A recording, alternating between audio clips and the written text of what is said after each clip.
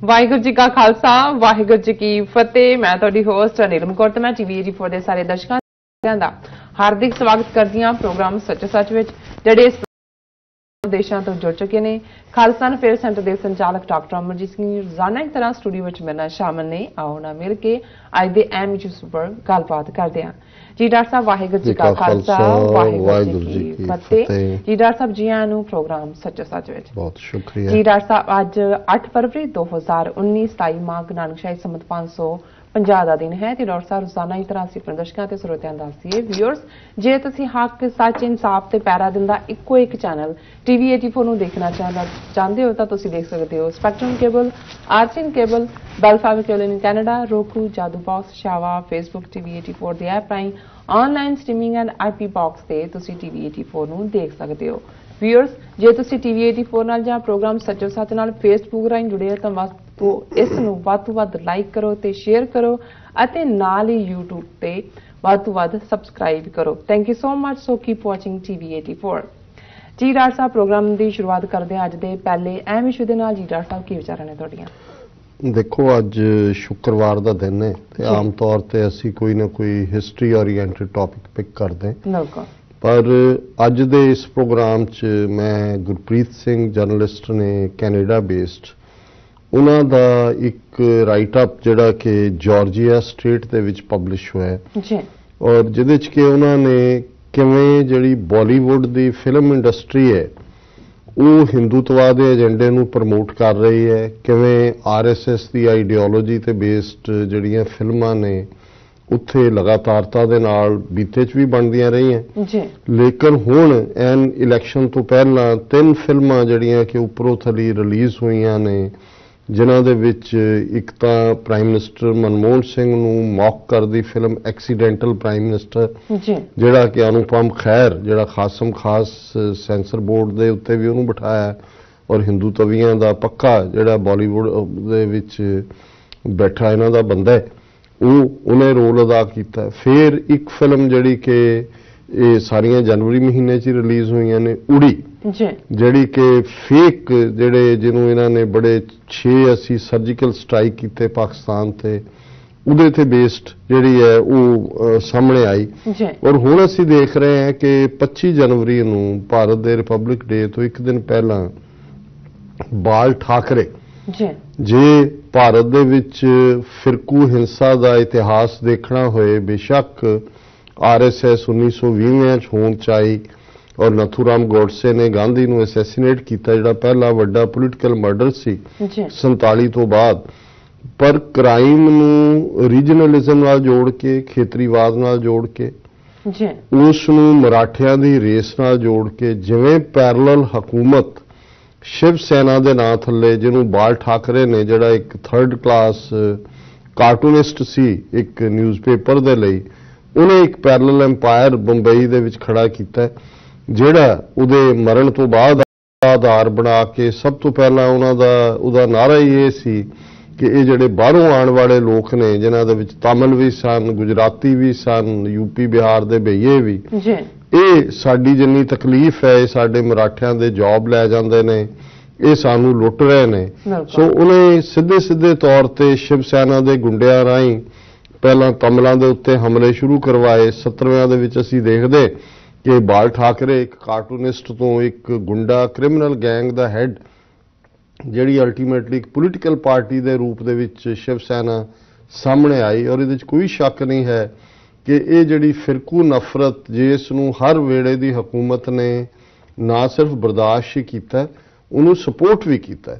ਕਿਉਂਕਿ ਉਹ ਆਪਣੇ ਕਾਰਡ ਇੰਨੀ ਸਮਾਰਟਨੈਸ ਦੇ ਨਾਲ ਵੀ ਪਲੇ ਕਰਦਾ ਰਿਹਾ, ਜਿਹਦੇ ਥੱਲੇ ਇੰਦਰਾ ਗਾਂਧੀ ਨੂੰ ਵੀ ਬੇਸ਼ੱਕ ਐਮਰਜੈਂਸੀ ਦੇ ਸ਼ੁਰੂ ਦੇ ਵਿੱਚ ਉਹਨੇ ਵਿਰੋਧ ਕੀਤਾ, ਲੇਕਿਨ ਫਿਰ ਉਹ ਸਭ ਤੋਂ ਵੱਡਾ ਐਮਰਜੈਂਸੀ ਦਾ ਸਪੋਰਟਰ ਬਣਿਆ ਬਾਲ ਠਾਕਰੇ। ਔਰ ਉਸੇ ਹੀ ਮਾਡਲ ਦੇ ਉੱਤੇ ਜਦੋਂ ਅਸੀਂ ਪੰਜਾਬ ਦੇ ਵਿੱਚ ਫਿਰਕੂ ਨਫ਼ਰਤ ਦੀ ਗੱਲ ਦੇਖਦੇ ਕਿ ਜਿਹੜੀ ਸ਼ਿਵ ਸੈਨਾ ਦੇ ਨਾਂ ਥੱਲੇ ਪੰਜਾਬ ਦੇ ਵਿੱਚ ਕਦੇ ਕੋਈ ਬਿੱਲਾ ਆ ਗਿਆ, ਸੁਰਿੰਦਰ ਬਿੱਲਾ, ਕਦੇ ਕੋਈ ਪਵਨ ਕੁਮਾਰ ਆ ਗਿਆ, ਸੋ ਇਹਨਾਂ ਸਾਰਿਆਂ ਦੀ ਜਾਂ ਜੰਮੂ ਦੇ ਵਿੱਚ ਸ਼ਿਵ ਸੈਨਾ ਬਣੀ, ਔਰ ਉਸ ਤੋਂ ਬਾਅਦ ਜਿਹੜੀਆਂ ਬਾਕੀ ਨਫ਼ਰਤ ਵਾਲੇ RSS ਨੇ ਵਿੰਗ, ਕੋਈ ਬਜਰੰਗ ਦਲ ਔਰ ਕੋਈ ਅਭਿਨਵ ਭਾਰਤੀ, ਇਹ ਖੜੇ ਕੀਤੇ। ਇਹਨਾਂ ਸਾਰਿਆਂ ਦੀ ਇਨਸਪੀਰੇਸ਼ਨ 1970ਵਿਆਂ ਦੇ ਵਿੱਚ ਹੀ ਜਿਹੜੀ ਹੈ ਜਾਂ 1960ਵਿਆਂ ਦੇ ਐਂਡ 'ਚ ਹੀ ਮੇਰਾ ਖਿਆਲ ਹੈ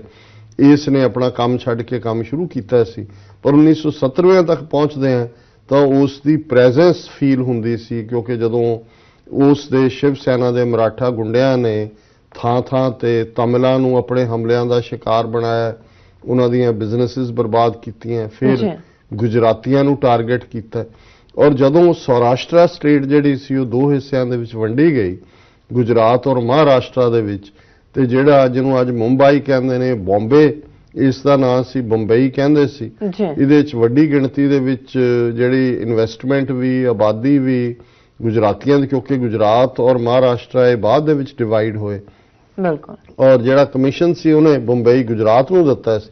ਲੇਕਿਨ ਇਹਨੇ ਬਾਲ ਠਾਕਰੇ ਨੇ ਐਸੀ ਇੱਕ ਨਫ਼ਰਤ ਦੀ ਔਰ ਮਾਰਕਾਟ ਦੀ ਮੁਹਿੰਮ ਚਲਾਈ ਕਿ ਇਵੈਂਚੁਅਲੀ ਜਿਹੜਾ ਬੰਬਈ ਹੈ ਉਹ ਮਹਾਰਾਸ਼ਟਰਾ ਦੇ ਵਿੱਚ ਆਇਆ। ਔਰ ਉਸ ਤੋਂ ਬਾਅਦ ਅਸੀਂ ਦੇਖਦੇ ਹਾਂ ਕਿ ਪਿਛਲੇ ਜੇ 40 ਸਾਲ 'ਚ ਹੀ ਕਹਿਣਾ ਹੋਏ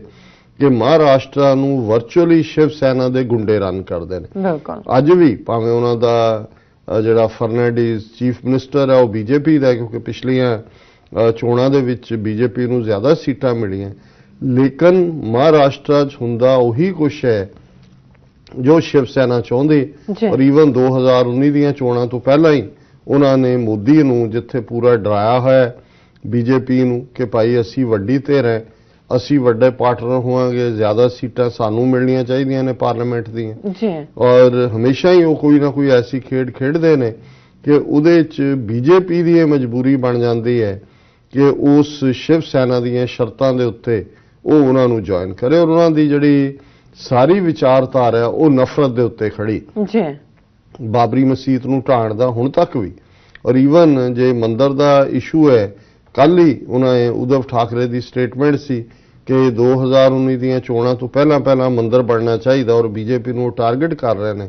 ਕਿ ਜੀ ਇਹ ਮੰਦਰ ਤੋਂ ਕਿਉਂ ਪਿੱਛੇ ਹਟ ਰਹੇ ਨੇ। ਈਵਨ ਪੈਰਲਲ ਉਹਨੇ ਜਾ ਕੇ ਉੱਥੇ ਅਯੁੱਧਿਆ ਦੇ ਵਿੱਚ ਆਪਣੀ ਜਿਹੜੀ ਹੈ ਕਨਵੈਨਸ਼ਨ ਕਰਨ ਦੀ ਕੋਸ਼ਿਸ਼ ਵੀ ਕੀਤੀ, ਔਰ ਉਹਨਾਂ ਨੇ ਇਹ ਬੜੇ ਉਹ ਹਿੱਕ ਠੋਕ ਕੇ ਕਹਿੰਦੇ ਨੇ ਕਿ ਸਭ ਤੋਂ ਪਹਿਲਾਂ ਸਾਡੇ ਵਲੰਟੀਅਰਸ ਨੇ ਜਿਹੜਾ ਉਹ ਉਸ ਬਾਬਰੀ ਮਸਜਿਦ ਨੂੰ ਢਾਇਆ। ਔਰ ਕੱਲਾ ਗੱਲ ਮਸਜਿਦ ਢਾਣ ਤੱਕ ਨਹੀਂ ਸੀ, ਉਸ ਤੋਂ ਬਾਅਦ ਜਿਹੜੇ ਸਭ ਤੋਂ ਖਤਰਨਾਕ ਕਿਸਮ ਦੇ ਮਾਰੂ ਜਿਹੜੇ ਹਮਲੇ ਮੁਸਲਮਾਨਾਂ ਦੇ ਉੱਤੇ ਹੋਏ ਉਹ ਸ਼ਿਵ ਸੈਨਾ ਨੇ ਬੰਬਈ ਦੇ ਵਿੱਚ ਕੀਤੇ। ਹਜ਼ਾਰਾਂ ਮੁਸਲਮਾਨ ਉਹਦੇ ਵਿੱਚ ਮਾਰੇ ਗਏ, ਔਰ ਇਹਦੇ ਬਾਵਜੂਦ ਕਿ ਉਹਨਾਂ ਦੀ ਪੜਤਾਲ ਦੇ ਲਈ ਕਮਿਸ਼ਨ ਬਣਾਇਆ ਗਿਆ, ਉਹ ਕਮਿਸ਼ਨ ਦੀ ਰਿਪੋਰਟ ਸਿੱਧੇ ਤੌਰ ਤੇ ਜਿਹੜਾ ਬਾਲ ਠਾਕਰੇ ਔਰ ਸ਼ਿਵ ਸੈਨਾ ਨੂੰ ਦੋਸ਼ੀ ਦੱਸਿਆ ਗਿਆ, ਲੇਕਿਨ ਕਿਸੇ ਦੇ ਖਿਲਾਫ ਕੋਈ ਕਾਰਵਾਈ ਨਹੀਂ ਕੀਤੀ ਗਈ, ਕਿਉਂਕਿ ਮਹਾਰਾਸ਼ਟਰਾ ਦੇ ਵਿੱਚ ਜੇ ਕੋਈ ਐਡਮਿਨਿਸਟ੍ਰੇਸ਼ਨ ਚੱਲਦਾ ਤੇ ਉਹ ਬਾਲ ਠਾਕਰੇ ਦੇ ਵੇਲੇ ਤੋਂ ਉਹਨੇ ਆਪਣਾ ਇੱਕ ਲੰਬਾ ਚੌੜਾ ਇੱਕ ਦਫ਼ਤਰ ਪੂਰਾ ਉਹ ਇੱਕ ਸਿੰਘਾਸਨ ਤੇ ਬਹਿੰਦਾ ਸੀ, ਔਰ ਬਰਾਬਰ ਜਿਹੜੇ ਨੇ 20-25 ਫੋਨ ਜਿਹੜੇ ਨੇ ਉਹ ਬੀਪ ਹੋ ਰਹੇ ਨੇ, ਵੱਜ ਰਹੇ ਨੇ, ਉਸ ਦੇ ਅਸਿਸਟੈਂਟ ਨੇ, ਔਰ ਪੂਰਾ ਦਰਬਾਰ ਜਨਤਾ ਦਾ ਲੱਗਾ ਹੁੰਦਾ ਸੀ। ਹੁਣ ਉਹੀ ਕੰਮ ਦਾ ਮੁੰਡਾ ਕਰਦਾ, ਔਰ ਉਸ ਦੇ ਵਿੱਚ ਈਵਨ ਕੋਈ ਕਿਸੇ ਇਲਾਕੇ 'ਚ ਬੈਂਕ ਖੋਲ੍ਹਣੇ, ਕੋਈ ਹੋਰ ਕਮਰਸ਼ੀਅਲ ਅਦਾਰਾ ਖੋਲ੍ਹਣੇ, ਉਹ ਉਹਨਾਂ ਦੀ ਮਰਜ਼ੀ ਬਿਨਾਂ ਨਹੀਂ ਖੁੱਲ੍ਹ ਸਕਦਾ। ਉਹਨਾਂ ਨੂੰ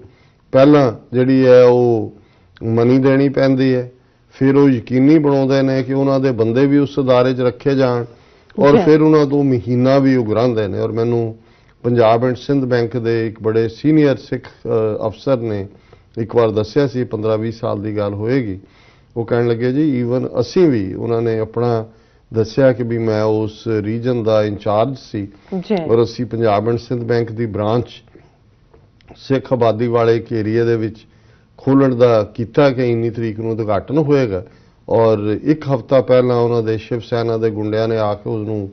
ਬਲੌਕ ਕਰਤਾ, ਉਸ ਦੇ ਉੱਤੇ ਟੇਪ ਟੂਪ ਲਾ ਕੇ ਉਹਨਾਂ ਨੇ ਕਿਹਾ ਜੀ ਇਹ ਇੱਥੇ ਤਾਂ ਰਾਜ ਬਾਲ ਠਾਕਰੇ ਸਾਹਿਬ ਦਾ ਹੈ, ਉਹਨਾਂ ਦੀ ਮਰਜ਼ੀ ਤੋਂ ਬਿਨਾਂ ਇੱਥੇ ਕਿਵੇਂ ਖੁੱਲ੍ਹ ਸਕਦਾ। ਉਹਨਾਂ ਨੇ ਕਿਹਾ ਜੀ ਅਸੀਂ ਇਹ ਦੇਖਦਿਆਂ ਹੋਇਆਂ ਹਾਲਾਤ ਕਿ ਭਾਈ ਐਡਮਿਨਿਸਟ੍ਰੇਸ਼ਨ ਤਾਂ ਇੱਥੇ ਕੋਈ ਹੈ ਨਹੀਂ, ਅਲਟੀਮੇਟਲੀ ਬਾਲ ਠਾਕਰੇ ਦਾ ਰਾਜ ਹੀ ਚੱਲਦਾ ਹੈ। ਉਹ ਕਹਿਣ ਲੱਗੇ ਜੀ ਅਸੀਂ ਆਪਣੇ 2 ਸੀਨੀਅਰ ਹੋਰ ਜਿਹੜੇ ਆਫੀਸਰ ਸੀ ਉਹਨਾਂ ਦੇ ਨਾਲ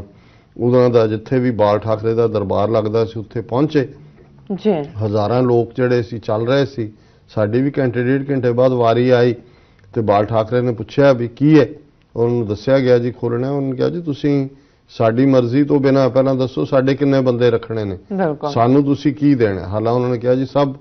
ਅਸੂਲਾਂ ਦੇ ਅਗੇਂਸਟ ਸੀ ਪੈਸੇ ਦੇਣਾ ਜਾਂ ਦੂਜਾ, ਪਰ ਅਸੀਂ ਆਪਣੇ ਉਦੋਂ ਸ਼ਾਇਦ ਨਰਜੀਤ ਸਿੰਘ ਚੇਅਰਮੈਨ ਸੀ, ਉਹਦੇ ਨਾਲ ਗੱਲ ਕਰ ਲਈ। ਉਹਨੇ ਕਿਹਾ ਜੀ ਜੇ ਇੱਥੇ ਤੁਸੀਂ ਬੰਬਈ 'ਚ ਰਹਿਣਾ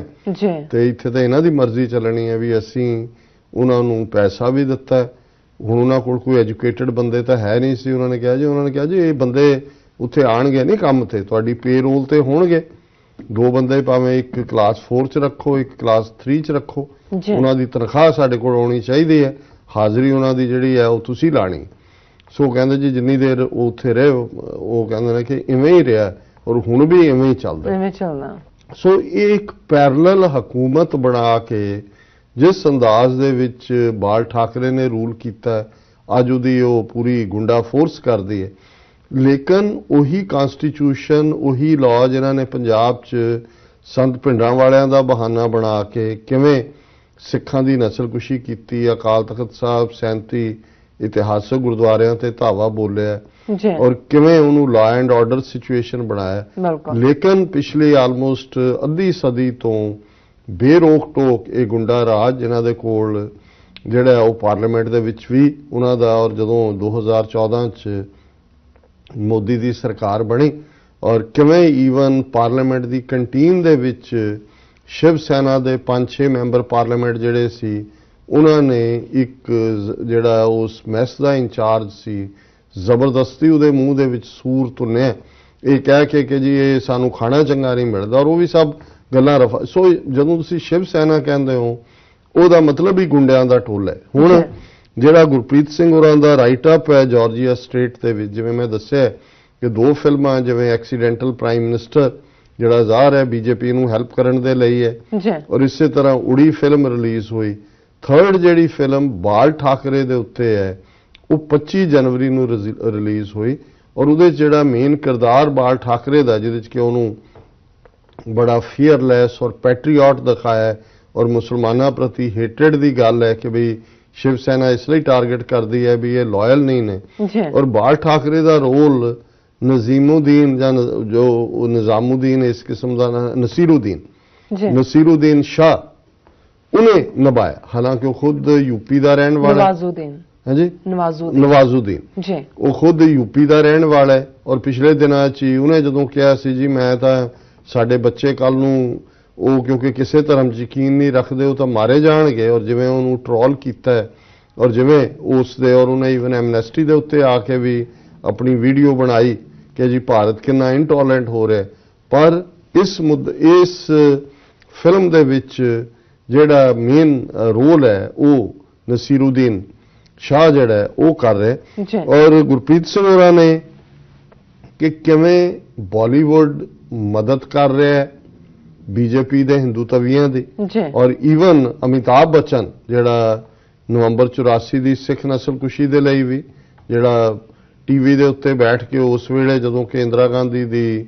ਲੋਥ ਦੇ ਕੋਲੋਂ ਭੀੜਾਂ ਲੰਘ ਰਹੀਆਂ ਨੇ, ਖੂਨ ਕਾ ਬਦਲਾ ਖੂਨ ਨਾਰੇ ਲਾ ਰਿਹਾ ਹੈ ਔਰ ਇਹ ਹਦਾਇਤ ਕਰ ਰਿਹਾ ਹੈ ਕਿ ਵੀ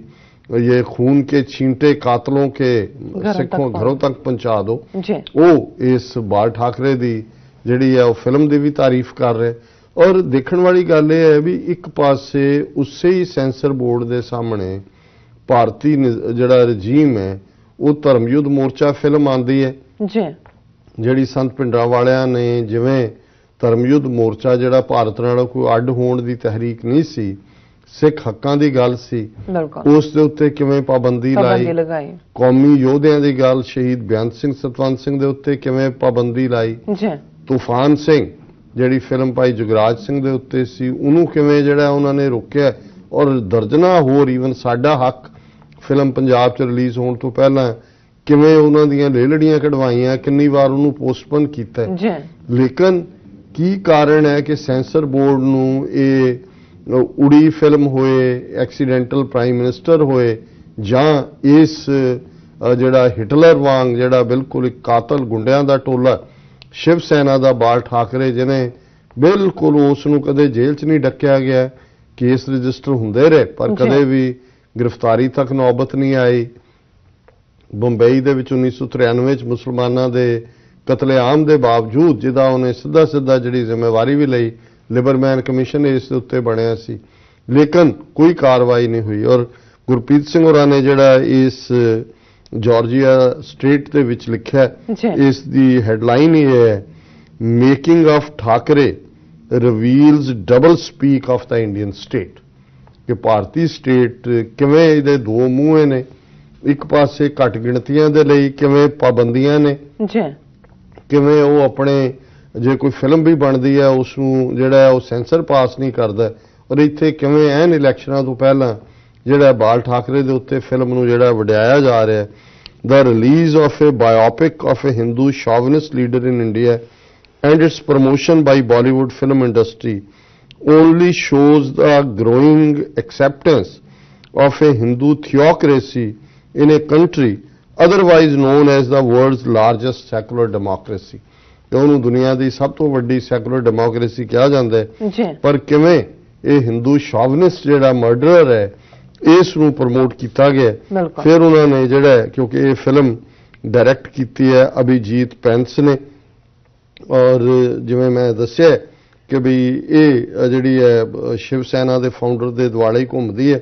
ਜਿਹਨੇ ਕਿ ਮਹਾਰਾਸ਼ਟਰੀਅਨ ਨੈਸ਼ਨਲਿਜ਼ਮ ਜਿਹੜਾ ਉਹ ਖੜਾ ਕੀਤਾ ਮਰਾਠਿਆਂ ਦਾ, ਔਰ ਕਿਵੇਂ ਜਿਹੜਾ Thackeray as the film reveals was pained to see how Maharashtra's original inhabitants were mistreated by those from other parts of India and dominated businesses in Bombay। ਇਹ ਬਾਲ ਠਾਕਰੇ ਦਾ ਵਰਸ਼ਨ ਹੈ। Through the Shiv Sena, he promoted regionalism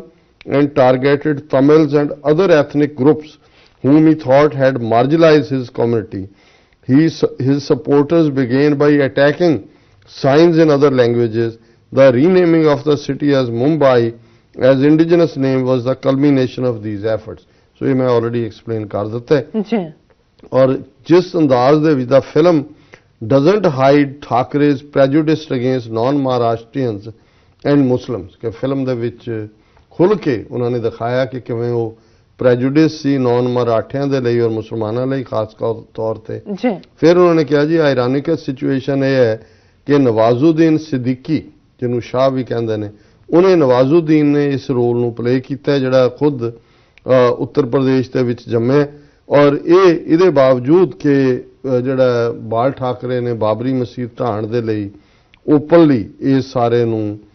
ਜਿਹੜਾ ਉਸਨੇ ਕੀਤਾ, ਔਰ ਇਸ ਸਾਰੇ ਦੇ ਨਾਲ ਉਹਨੇ ਕਿਹਾ ਕਿ ਵੀ the film also clearly shows how blatantly he advocated for raising a mosque that the Shiv Sena and its ally the currently ruling BJP claims to have been built by they destroyed, which has been built by Mughal Emperor Babur। और ये सारे film not only glorifies Thackeray by blaming the marginalization of Maharashtrian people on outsiders, it also tries to justify his role in anti-Muslim violence in 1993 in Bombay as a reaction to Muslims' lack of loyalty to the nation। उन्हें कहा जी ये ਕਿਉਂਕਿ ਮੁਸਲਮਾਨ loyal ਨਹੀਂ ਹੈਗੇ, ਇਸ ਲਈ ਇਹ ਹਮਲੇ ਹੋਏ, ਔਰ ਉਹਨੂੰ ਫਿਲਮ ਜਿਹੜੀ ਹੈ ਇਹ ਜਸਟੀਫਾਈ ਕਰਦੀ ਹੈ। ਔਰ ਇਸ ਸਾਰੇ ਚੋਂ ਉਹਨਾਂ ਨੇ ਫਿਰ ਇਹ ਕਿਹਾ ਕਿ ਵੀ ਬਾਲੀਵੁੱਡ ਨੇ ਕਿਵੇਂ ਬੀਜੇਪੀ ਦੀ ਹੈਲਪ ਕੀਤੀ ਹੈ, ਔਰ ਅਖੀਰ ਦੇ ਵਿੱਚ ਇਹ ਜਿਹੜਾ by promoting enmity between different communities and regional and religious chauvinism, Thackeray directly defied the Indian constitution which guarantees religious freedom and diversity। India's censor board often creates too many hurdles for filmmakers, yet it showered great leniency to Thackeray as it rationalizes bigotry and hate, just as the world's grappling with increasing populism। कि भी ਮਸ਼ਹੂਰੀ ਦੀ ਖਾਤਰ censor board ਨੂੰ ਵੀ ਨਜ਼ਰ ਨਹੀਂ ਆਇਆ, censor board ਨੂੰ, ਕਿ ਕਿਵੇਂ ਨਫ਼ਰਤ ਨੂੰ ਫੈਲਾ ਰਿਹਾ, ਔਰ ਐਂਡ ਉਹਨਾਂ ਨੇ ਆਰਟੀਕਲ ਦਾ ਕੀਤਾ, ਕਿਉਂਕਿ ਬਾਕੀ ਮੈਂ ਪੰਜਾਬੀ ਚ ਐਕਸਪਲੇਨ ਕਰ ਹੀ ਚੁੱਕਾ ਹਾਂ। If a filmmaker can be allowed to contextualize and sanitize the chauvinism of Thackeray, then this freedom should also be given to others। कि जे ठाकरे की ना महान बना के पेश किया गया है, जिन्हें कि नफरत फैलाई है, घट गिणतियां दे खिलाफ हिंसा की है, फिर यह हक दूजियां नूं भी होना चाहिए। Otherwise the Indian establishment should acknowledge that there nation is really an exclusionist Hindu state operating under the garb of secularism। उन्होंने कहा भी जहाँ तक दूसरिया कम्युनिटीज़ ਨੂੰ ਵੀ ਜਿਹੜੀਆਂ ਉਹਨਾਂ ਦੀਆਂ ਫਿਲਮਾਂ ਨੇ ਉਹਨਾਂ ਨੂੰ ਬਲੌਕ ਨਾ ਕਰੋ, ਉਹਨਾਂ ਦੇ ਹੀਰੋ ਵੀ ਆਣ ਦਿਓ। ਅਦਰਵਾਈਜ਼ ਫਿਰ ਇਹ ਮੰਨ ਲਓ ਕਿ ਵੀ ਇੰਡੀਆ ਜਿਹੜਾ ਹੈ ਇਹ ਕੋਈ ਸੈਕੂਲਰ ਸਟੇਟ ਨਹੀਂ ਹੈ, ਇਹ ਇੱਕ ਸੈਕੂਲਰਿਜ਼ਮ ਦੇ ਲਬਾਦੇ ਦੇ ਥੱਲੇ ਇੱਕ ਐਕਸਕਲੂਸ਼ਨਿਸਟ, ਜਿੱਥੇ ਸਿਰਫ ਹਿੰਦੂਤਵੀਆਂ ਦਾ, ਹਿੰਦੂਆਂ ਦਾ ਹੀ ਹੱਕ ਹੈ, ਉਹ ਸਟੇਟ ਹੈ। ਸੋ ਅਸੀਂ ਸਮਝਦੇ ਹਾਂ ਕਿ ਜਿਵੇਂ ਅਸੀਂ ਕੱਲ ਦੇ ਇੱਕ ਸੈਗਮੈਂਟ ਦੇ ਵਿੱਚ ਸੁਪਰੀਮ ਕੋਰਟ ਉਸ ਦੇ ਫੈਸਲੇ ਕਿਹੋ ਜਿਹੇ ਨੇ ਔਰ ਕਿਵੇਂ 3 ਸਿੱਖ ਨੌਜਵਾਨਾਂ ਨੂੰ ਪੰਜਾਬ ਦੇ ਵਿੱਚ ਖਾਲਿਸਤਾਨੀ ਮੈਟੀਰੀਅਲ ਜਾਂ ਸ਼ਹੀਦਾਂ ਦੀਆਂ ਪਿਕਚਰਸ ਰੱਖਣ ਕਰਕੇ ਜਿਹੜਾ ਉਮਰ ਕੈਦ ਹੈ, ਜਾਂ ਮੱਧ ਪ੍ਰਦੇਸ਼ ਦੇ ਵਿੱਚ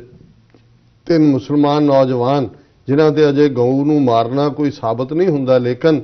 ਉਹਨਾਂ ਦੇ ਉੱਤੇ ਨੈਸ਼ਨਲ ਸਿਕਿਉਰਿਟੀ ਐਕਟ ਲਾ ਦਿੱਤਾ ਜਾਂਦਾ ਹੈ। ਸੋ ਆਲਰੇਡੀ ਇਹ ਗੱਲ ਤਾਂ ਲਾਅ ਦੇ ਹਵਾਲੇ ਨਾਲ ਜਾਂ ਗਵਰਨਮੈਂਟਾਂ ਦੇ ਹਵਾਲੇ ਨਾਲ ਹੈ। ਜਿਹੜੀ ਫਿਲਮ ਇੰਡਸਟਰੀ ਦੇ ਅੱਗੇ ਸਾਡੇ ਵੀ ਲੋਕ ਸਾਰਾ ਦਿਨ ਬੈਠੇ ਹੁੰਦੇ ਨੇ, ਇਹਨਾਂ ਦੀਆਂ ਫਿਲਮਾਂ ਦੇਖਦੇ ਨੇ, ਚੇਚਾ ਦੇਖਣ ਜਾਂਦੇ ਨੇ। ਅੱਜ ਉੱਥੋਂ ਉੜੀ ਨਿਕਲ ਰਹੀ ਹੈ, ਉੱਥੋਂ ਐਕਸੀਡੈਂਟਲ ਪ੍ਰਾਈਮ ਮਿਨਿਸਟਰ ਨਿਕਲ ਰਿਹਾ ਹੈ, ਉੱਥੋਂ ਬਾਲ ਠਾਕਰੇ ਨਿਕਲ ਰਿਹਾ ਹੈ, ਲੇਕਿਨ ਜਿਹੜੀਆਂ ਘੱਟ ਗਿਣਤੀਆਂ ਦੀਆਂ ਸਮੱਸਿਆਵਾਂ ਨੂੰ ਪ੍ਰੋਜੈਕਟ ਕਰਦੀਆਂ ਫਿਲਮਾਂ ਨੇ, ਉਹਨਾਂ ਦੇ ਉੱਤੇ ਸੈਂਸਰ ਬੋਰਡ ਜਿਹੜਾ ਉਹ ਪਾਬੰਦੀ ਲਾ ਦਿੰਦਾ ਹੈ। ਤੇ ਜੇ ਫਿਰ ਭਾਰਤ ਹਿੰਦੂ ਰਾਸ਼ਟਰ ਨਹੀਂ ਹੈ ਤੇ ਹੋਰ ਕੀ ਹੈ। ਔਰ ਮੈਂ ਇਹ ਵੀ ਦੱਸ ਦਿਆਂ ਕਲੋਜ਼ ਕਰਨ ਤੋਂ ਪਹਿਲਾਂ ਕਿ ਅੱਜ ਜਿਉਂ ਹੀ ਖਬਰਾਂ ਖਤਮ ਹੋਣਗੀਆਂ 9 ਤੋਂ 9:30 ਤੱਕ, ਇਸ ਪ੍ਰੋਗਰਾਮ ਤੋਂ ਬਾਅਦ ਖਬਰਾਂ ਹੁੰਦੀਆਂ ਨੇ, 9:30 ਤੋਂ ਆਲਮੋਸਟ 10:30 ਤੱਕ ਇੱਕ ਪੈਨਲ ਡਿਸਕਸ਼ਨ ਕਿ ਭਾਰਤ ਦੇ ਵਿੱਚ 2019 ਦੀਆਂ ਚੋਣਾਂ ਤੋਂ ਪਹਿਲਾਂ ਕੀ ਮਾਹੌਲ ਬਣ ਸਕਦਾ ਹੈ, ਭਾਰਤ ਦੀ ਸਟੇਟ ਕਿਵੇਂ ਤੇਜ਼ੀ ਨਾਲ ਇੱਕ ਹਿੰਦੂ ਸਟੇਟ ਜਿਹੜੀ ਹੈ ਉਹ ਬਣ ਚੁੱਕੀ ਹੈ, ਔਰ ਕਰਤਾਰਪੁਰ ਲਾਂਘੇ ਨੂੰ ਰੋਕਣ ਦੇ ਲਈ ਕਿਵੇਂ ਭਾਰਤੀ ਹਕੂਮਤ ਉਹਨਾਂ ਦੀਆਂ ਡਿਫਰੈਂਟ ਚਾਲਾਂ ਨੇ। ਔਰ ਮਿਸਟਰ ਸਲੀਮ ਮਲਿਕ ਜਿਹੜੇ ਕਿ ਇੱਕ ਬੜੇ ਸੀਜ਼ਨਡ ਜਰਨਲਿਸਟ ਵੀ ਨੇ, ਐਨਾਲਿਸਟ ਵੀ ਨੇ, ਉਹਨਾਂ ਦੇ ਨਾਲ ਔਰ ਮੈਂ ਹੋਵਾਂਗਾ ਉਸ ਪੈਨਲ 'ਚ। ਸੋ ਸਾਡੇ ਦਰਸ਼ਕ ਜਿੱਥੇ ਖਬਰਾਂ ਦੇਖਦੇ ਨੇ ਉੱਥੇ ਇਹ ਪੈਨਲ ਡਿਸਕਸ਼ਨ ਦੇ ਲਈ ਵੀ YouTube ਤੇ ਵੀ ਔਰ Facebook ਤੇ ਵੀ ਇਹ ਲਾਈਵ ਵੀ ਹੋਏਗੀ ਔਰ ਬਾਕੀ ਗੈਜਟਸ ਦੇ ਉੱਤੇ। ਜੀ ਡਾਕਟਰ ਸਾਹਿਬ, ਤੁਹਾਡਾ ਬਹੁਤ ਬਹੁਤ ਸ਼ੁਕਰੀਆ। ਤੁਸੀਂ ਪਹਿਲਾ ਇਸ਼ੂ ਸਾਡੇ ਦਰਸ਼ਕਾਂ ਨਾਲ ਸਾਂਝਾ ਕੀਤਾ। ਰਹਿੰਦੇ ਇਸ਼ੂ ਆਪਾਂ ਬ੍ਰੇਕ ਤੋਂ ਬਾਅਦ ਡਿਸਕਸ ਕਰਦੇ ਹਾਂ। ਇੱਥੇ ਲੈਂਦੇ ਹਾਂ ਬ੍ਰੇਕ ਤੋਂ ਪਹਿਲਾਂ ਅਸੀਂ ਆਪਣੇ ਦਰਸ਼ਕਾਂ ਤੇ ਸਰੋਤਿਆਂ ਨੂੰ ਅਪੀਲ ਤੇ ਬੇਨਤੀ ਕਰਦੇ ਹਾਂ ਵਿਊਅਰਸ, ਜਿਸ ਤਰ੍ਹਾਂ ਕਿ ਤੁਸੀਂ ਜਾਣਦੇ ਹੋ ਕਿ TV 84 ਇੱਕ ਪੰਥਕ ਚੈਨਲ ਹੈ। TV 84 ਸਿੱਖਾਂ, ਕਸ਼ਮੀਰੀਆਂ ਅਤੇ ਭਾਰਤ ਦੀਆਂ ਨੌਰਥ ਈਸਟ ਸਟੇਟਾਂ ਦੇ ਲੋਕਾਂ ਦੇ ਸਵੈ ਨਿਰਣੇ ਦੇ ਹੱਕਾਂ ਦਾ ਹਾਮੀ ਹੈ। ਅਸੀਂ ਚਾਹਾਂਗੇ ਕਿ ਤੁਸੀਂ TV 84 ਦੀ ਵੱਧ ਤੋਂ ਵੱਧ ਮਾਈਕ ਸਹਾਇਤਾ ਕਰੋ। ਤੁਸੀਂ ਆਪਣੀ ਮਾਈਕ ਸਹਾਇਤਾ ਸਾਡੀ ਵੈਬਸਾਈਟ tv84.tv ਤੇ ਜਾ ਕੇ ਪੇਪਲ ਦੀ ਵਰਤੋਂ ਕਰਕੇ ਵਨ ਟਾਈਮ ਡੋਨੇਟ ਕਰ ਸਕਦੇ ਹੋ, ਮੰਥਲੀ ਡੋਨੇਟ ਵੀ ਕਰ ਸਕਦੇ ਹੋ। ਤੁਸੀਂ TV 84 ਦੇ ਨਾਮ ਤੇ ਚੈੱਕ ਬਣਾ ਕੇ ਸਾਨੂੰ ਮੇਲ ਵੀ ਕਰ ਸਕਦੇ ਹੋ ਸਾਡੇ ਇਸ ਪਤੇ ਤੇ 36-01 37th ਐਵਨਿਊ, ਲੌਂਗ ਆਈਲੈਂਡ ਸਿਟੀ, ਨਿਊਯਾਰਕ 11101 USA, ਜਾਂ ਫਿਰ ਤੁਸੀਂ ਸਾਨੂੰ ਫੋਨ ਰਾਹੀਂ ਸੰਪਰਕ ਕਰ ਸਕਦੇ ਹੋ ਸਾਡੇ ਫੋਨ ਨੰਬਰ ਤੇ 5164060694। Thank you so much. ਇਹ ਵੀ ਦੱਸ ਦਈਏ ਜੋ ਸਾਡੇ ਪ੍ਰੋਗਰਾਮ ਦਾ ਸਮਾਂ ਹੈ ਉਹ 1.5 ਘੰਟਾ ਕਰ ਦਿੱਤਾ ਗਿਆ ਹੈ। ਮੰਡੇ ਥਰੂ ਫਰਾਈਡੇ ਤੁਸੀਂ ਐਵਰੀਡੇ ਸਾਡੇ ਪ੍ਰੋਗਰਾਮ ਨੂੰ 7:30 ਤੋਂ ਲੈ ਕੇ 9 ਵਜੇ ਤੱਕ ਦੇਖ ਸਕਦੇ ਹੋ। ਅਸੀਂ ਇਹ ਵੀ ਚਾਹਾਂਗੇ ਕਿ ਜੋ ਫੇਸਬੁੱਕ ਕਲੋਜ਼ ਬੰਦ ਕੀਤੀ ਗਈ ਸੀ ਉਹ ਹੁਣ ਸ਼ੁਰੂ ਹੋ ਚੁੱਕੀ ਹੈ। ਤੁਸੀਂ ਜੋ ਸਾਡੇ ਪ੍ਰੋਗਰਾਮ ਹੁੰਦੇ ਨੇ ਉਹ ਤੁਸੀਂ ਲਾਈਵ ਫੇਸਬੁੱਕ ਤੇ ਵੀ ਦੇਖ ਸਕਦੇ ਹੋ, ਔਰ ਤੁਸੀਂ ਆਪਣੀ ਰਾਏ ਤੇ ਸੁਝਾਅ ਸਾਨੂੰ ਲਾਈਵ ਤੁਸੀਂ ਭੇਜ ਸਕਦੇ ਹੋ ਫੇਸਬੁੱਕ ਤੇ, ਔਰ ਜਾਂ ਤੁਸੀਂ ਸਾਨੂੰ ਆਪਣੀਆਂ ਲਿਖਤਾਂ ਨੇ ਉਹ ਸਾਡੇ ਇਸ ਪਤੇ ਤੇ ਵੀ ਭੇਜ ਸਕਦੇ ਹੋ sos@tv84.tv ਤੇ। ਵਿਊਅਰਸ, ਤੁਸੀਂ ਇਸ ਤਰ੍ਹਾਂ ਬਣੇ ਰਹਿਣਾ। ਮਿਲਦੇ ਹਾਂ ਛੋਟੇ ਜਿਹੇ ਬ੍ਰੇਕ ਤੋਂ ਬਾਅਦ।